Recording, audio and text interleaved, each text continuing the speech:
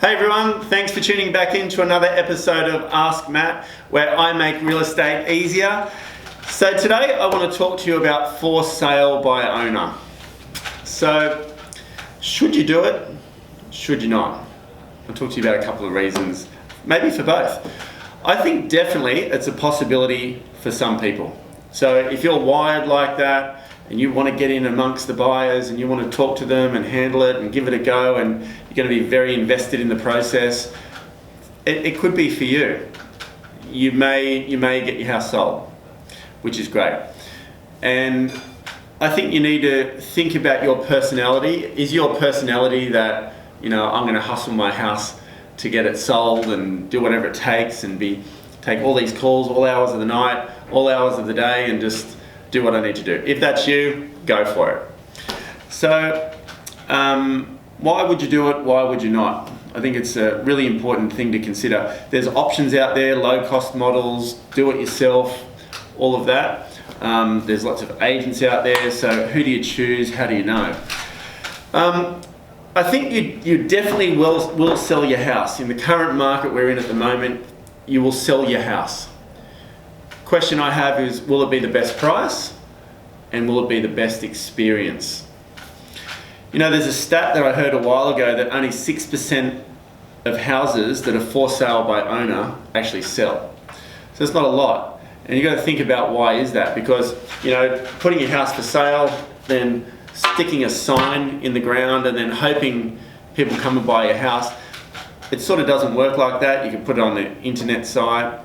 That might help as well, but it's actually handling the whole process, because there is a definite process that you start and finish, and in the middle, I think there's quite a refined process to make sure you capture the maximum return on your investment, because that's really what it's about.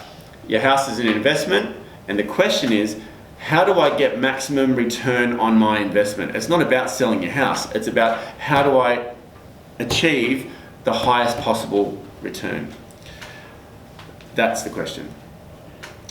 So let's talk about selling it yourself. So you got it on the market, handling inquiries, you've got to price it right for a start, or have the right strategy around pricing to make sure you can take the market where it needs to go. So if you get the price wrong, you could quite easily overprice it, which you'll stuff it basically. You'll lose traction in the market, people won't want your home, you won't get any offers, people may not have income, or you might underprice it and you could leave 50, 100, 150,000 on the table. So that's an important thing.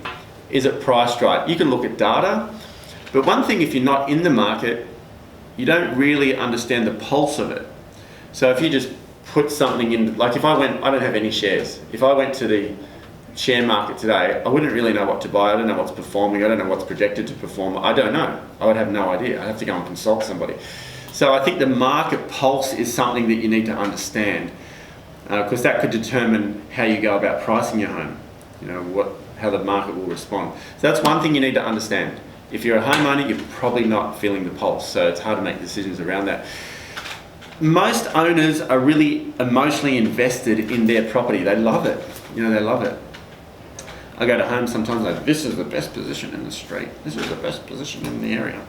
And quite a few people say that because it's like they love it. That's exactly where they want to live. They've been there for 20 years. They love everything about it.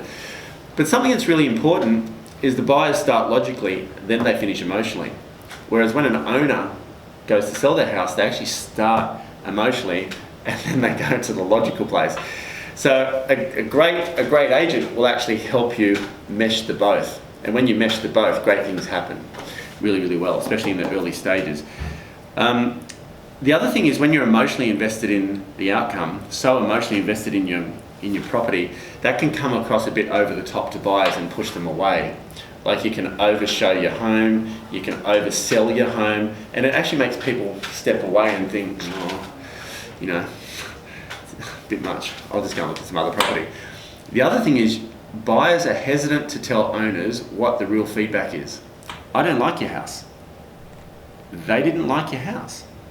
They thought, I heard a great saying that, but it was from a real estate agent in Sydney. He's been a real estate agent for 60 years, and they said when a buyer criticises an owner's property, it's like saying their kids are ugly. So it's a little bit like that. You don't walk up and go, oh, I love your kids, but gee, they're ugly. No, you just don't do that.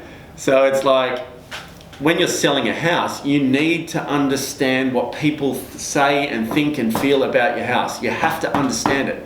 Because if you're off the mark, you've got 4 weeks to really feel the pulse of the market, understand what's happening.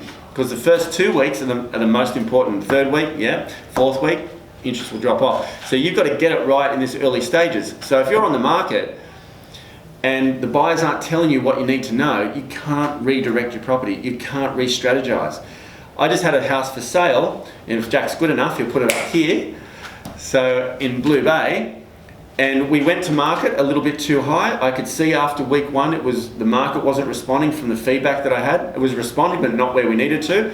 We adjusted it right down to where the market was responding, and then bang, I had 13 bidders, and it sold 700,000 over, almost 700,000 over reserve. If I didn't do that, they would have basically mucked it up. The property would have still been on the market now and wouldn't have achieved anywhere near that it did, because I was able to read it, see it, reconnect it with the market, and away we go. That's how important it is. When you're emotionally invested in something, so emotionally invested in something, it can blur your vision. It can blur your vision, plus also you don't get direct feedback. An agent isn't. A great agent is not emotionally invested in your outcome. They're emotionally invested in getting you to the right place. That's what they're emotionally invested in. So they're neutral. They can help you make clear decisions. Most owners aren't negotiators.